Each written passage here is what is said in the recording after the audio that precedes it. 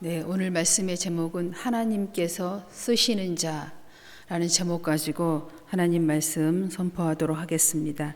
오늘 본문 말씀 시편 1편 3절 4절입니다. 그는 시냇가에 심은 나무가 철을 따라 열매를 맺으며 그 잎사귀가 마르지 아니함 같으니 그가 하는 모든 일이 다 형통하리로다. 악인들은 그렇지 아니하며 오직 바람에 나는 겨와 같도다. 아멘. 오늘 3절 4절을 보니까 시냇가에 심은 나무와 또 4절에는 오직 바람에 나는 겨와 같다. 나무, 시냇가에 심은 나무와 겨를 이렇게 비교하고 있습니다. 우리 인생에도 이 두 가지의 부류의 사람들이 있는 것 같습니다. 시냇가에 심은 나무가 있는가 하면 바람만 불어도 요리조리 흔들려서 휙 날아가 버리는 겨와 같은 그러한 인생도 있습니다. 우리가 이 두 선택이죠, 이것도. 이것도 선택입니다. 이것도 내가 선택하는 것입니다. 나는 시냇가에 심은 나무로 살 것인지 바람만 불어도 훅훅 날아다니는 겨로 살 것인지는 이것도 선택입니다. 우리가 어떻게 살아갈 것인지 오늘 하나님께서 주신 말씀을 통해서 다시 한번 믿음으로 결단하는 시간을 갖도록 하겠습니다. 출애굽기 18장 9절에서 12절의 말씀입니다. 모세의 장인 이드로가 오늘 나옵니다. 이드로가 여호와께서 이스라엘에게 큰 은혜를 베푸사 애굽 사람의 손에서 구원하심을 기뻐하여 이드로가 이르되 여호와를 찬송하리로다. 너희를 애굽 사람의 손에서와 바로의 손에서 건져내시고 백성을 애굽 사람의 손 아래에서 건지셨도다. 이제 내가 알았도다. 여호와는 모든 신보다 크심으로 이스라엘에게 교만하게 행하는 그들을 이기셨도다 하고 모세의 장인 이드로가 번제물과 희생제물들을 하나님께 가져오매 아론과 이스라엘 모든 장로가 와서 모세의 장인과 함께 하나님 앞에서 떡을 먹으니라. 아멘. 오늘 출애굽기 18장 9절에서 12절을 보면 이드로는 미디안의 제사장입니다. 그러니까 이방신을 섬기는 사람이에요. 하나님을 섬기는 이런 제사장이 아닙니다. 그런데 이드로가 하나님께서 모세를 통하여 이스라엘 백성을 애굽에서 구원하신 사실을 모세로부터 듣게 됩니다. 그 사실을 조목조목 다 들은 다음에 이드로가 이렇게 하나님께 자기의 믿음을, 신앙을, 자기의 신조를 고백한 것입니다. 9절 다시 보겠습니다. 보세요. 이드로가 여호와께서 이스라엘에게 큰 은혜를 베푸사 애굽 사람의 손에서 구원하심을 기뻐하여, 이 하나님의 구원하심의 소식을 듣고 이드로가 어떻게 했다고요? 기뻐했다고요. 그러니까 이드로가 하나님께 쓰임 받았다는 것은 여러분이 익히 알고 있지요. 알고 있는데 왜 쓰임 받을 만한 그릇이었는지 오늘 우리가 이렇게 보는 겁니다. 이드로가 하나님께서 행하신 기적과 이적과 표적의 역사를 듣고 기뻐했다는 것입니다. 우리가 하나님을 기뻐하는 것, 여호와를 기뻐하는 것이 얼마나 중요한 일인지 오늘 알아야 됩니다. 하나님께서는 이런 사람을 쓰신다는 것입니다. 이드로가 이르되 여호와를 찬송하리로다. 기뻐하고 여호와의 성호를 올렸습니다. 찬송으로. 이 능력의 여호와 하나님의 기쁜 소식을 듣고 구원의 소식을 듣고 기뻐하고 찬송했다고 합니다. 그러니까 우리가요 벌써 복음을 전해보면 이 사람이 예수를 영접하고 믿고 구원의 백성인지 아닌지 우리가 다는 몰라도 90%쯤은 저희들도 이제 알아요. 그렇죠? 그렇지 않은 사람은 정말 소수에 불과합니다. 하나님의 복음의 메시지를 딱 들으면 하나님 복음이 이런 거였어. 난 이런 복음 처음 들어봤어. 죽은 자가 살아났어? 우리를 위해서 대신 죽었다고 누가 그렇게 할 수 있어? 이렇게 복음을 듣고 기뻐하고 찬송할 수 있는 사람이 하나님께 쓰임받을 수 있는 사람이라는 것이죠. 너희를 애굽 사람의 손에서와 바로의 손에서 건져내시고 백성을 애굽 사람의 손 아래서 건지셨도다.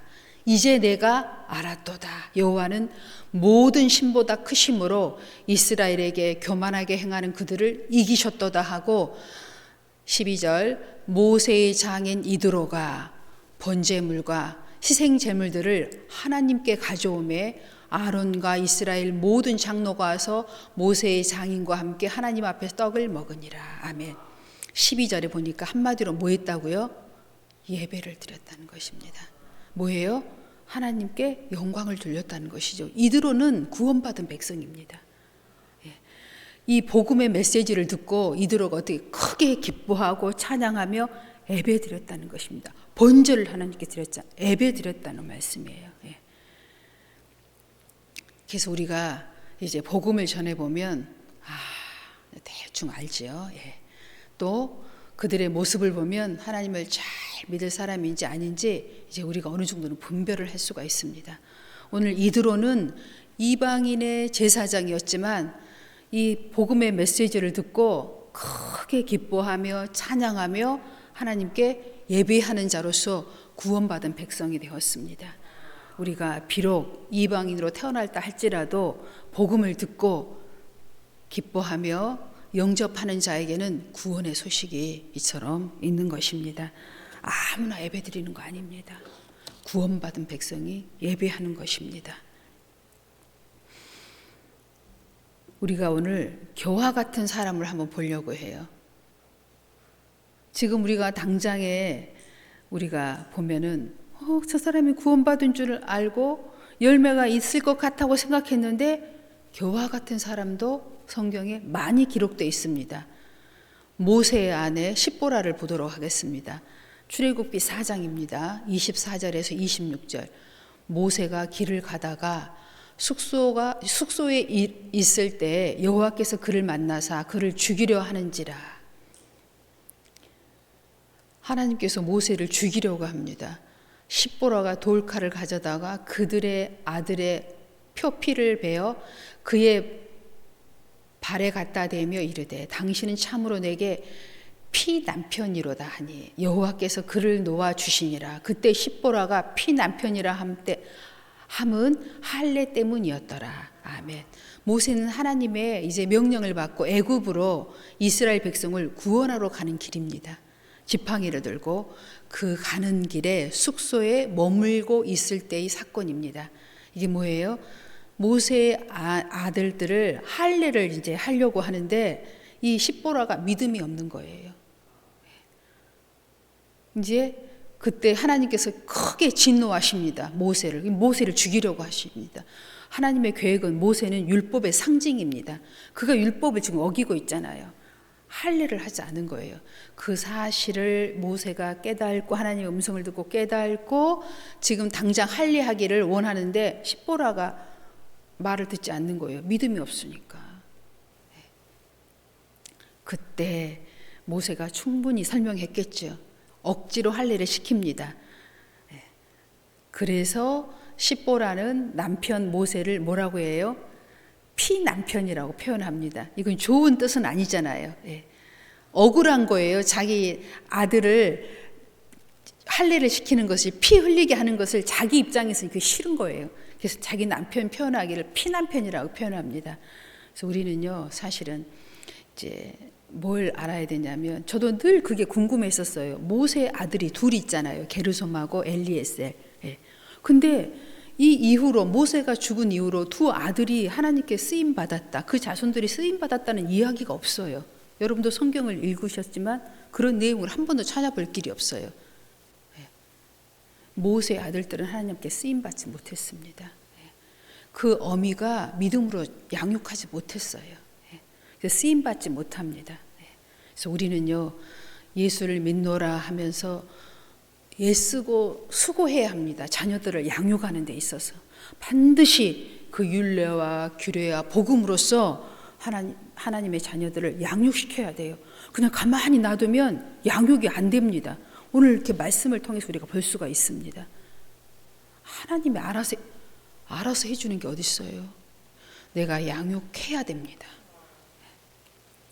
반드시 예배에 함께 다녀야 되고, 기도할 때 함께 하고, 봉사할 때 함께 하고, 섬길 때 함께 해 주어야 이 믿음이 내려가는 거예요. 걔네들이 어떻게 알아서 해요? 듣지 않고 보지 않고 손으로 해보지 않으면 못하는 거예요. 여러분이 아무리 음식을 잘한다 할지라도요, 어떻게 자녀들이 저절로 우리 엄마의 기술과 아빠의 기술 따라 음식이 됩니까? 해본 사람이 할 수 있어요. 여러분 다 아시잖아요. 해봐야 돼요. 해봐야 할 수 있는 거예요. 함께 해야 합니다. 그 위대한 모세의 두 자손은 하나님께 쓰임받았다는 내용이 없어요. 아론은 얼마나 흠이 많은 사람입니까? 또한. 그런데 아론의 자손들은 대대로 제사장의 직분을 감당합니다. 아론의 자손들은 제사장이고 제사장이잖아요. 그러니까 우리가요, 한 면만 볼 수는 없는 거지요. 모세는 사실은 얼마나 큰 일을 했습니까? 한 민족을 이끌어내는 어마어마한 지도자로서 일을 했어요. 사실 가정을 돌볼 만한 여력은 없지요. 어떻게 그 여력이 생겼게? 없어요. 모세에게는. 그 일은 아내가 해 주었어야 할 일입니다. 그런데 그 일을 감당하지 못했지요. 믿음이 없으니까요. 똑같이 이드로는 또 십보라도 복음은 들었습니다. 그렇지만 이드로는 그 복음을 듣고 크게 기뻐하며 찬양하며 번제물을 가져다가 하나님은 유대하시고 신중의 신이다 하면서 예배를 드렸지만 십보라는 그렇게 하지 않았어요. 그리고 오히려 자기 남편을 뭐라고 해요? 피남편이라고 핍박 아닌 핍박을 하잖아요. 여러분, 자녀의 양육에 있어서 힘써야 됩니다. 함께 해야 합니다. 기도할 때 함께하고, 봉사할 때 함께하고, 섬김일 때 함께하고, 전도할 때 함께하고, 예배 드릴 때 물론 함께 해야 합니다. 이 모든 것들이 훈련되어질 때 내 자녀들이 하나님 앞에 구원받을 뿐만 아니라 대대손손 하나님께 쓰임받는 가정이 되게 될 줄로 믿습니다.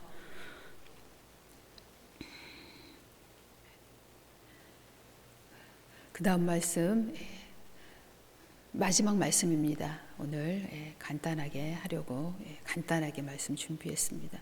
데살로니가 전서 5장 9절입니다. 하나님이 우리를 세우심은 우리를 노하심에 이르게 하심이 아니요 오직 우리 주 예수 그리스도로 말미암아 구원을 받게 하려 하심이라. 아멘. 우리 모든 하나님께 세움받은 하나님의 자녀들입니다. 직분도 주셨고 자녀로서의 상속자의 권위도 다 우리에게 이미 주셨습니다. 이렇게 하신 이유는 우리를 구원에 이르도록 하기 위해서라고 말씀하고 계십니다. 그런데 우리가 이 직분을 어떻게 해요? 헛되이 여기면 안 되겠지요. 여러분뿐만 아니라 여러분 자녀들을 여러분 지금이라도 늦지 않았어요. 생명을 걸고 기도하시고 구원해야 합니다. 복음으로 양육하셔야 합니다. 그래야 그 자녀들이 이제 또 그 자기 후손들을 믿음으로 양육하게 될 것입니다. 여러분 혼자 구원받고 어떻게 천국 갑니까? 예수님이 분명히 물으실 거 아니에요. 어떻게 자녀들은 잘 양육했냐고. 여러분 생명을 걸고 복음을 전할 때 그 자녀들이 회개하고 주께로 돌아올 줄로 믿습니다. 여러분 마음과 마음은 통합니다. 내가 낳은 자녀들이잖아요. 여러분 진심으로 복음을 한번 전해보세요. 자녀들이 반드시 변화받고 여러분의 믿음을 물려받게 될 줄로 믿습니다. 기도하겠습니다. 사랑의 하나님 감사합니다.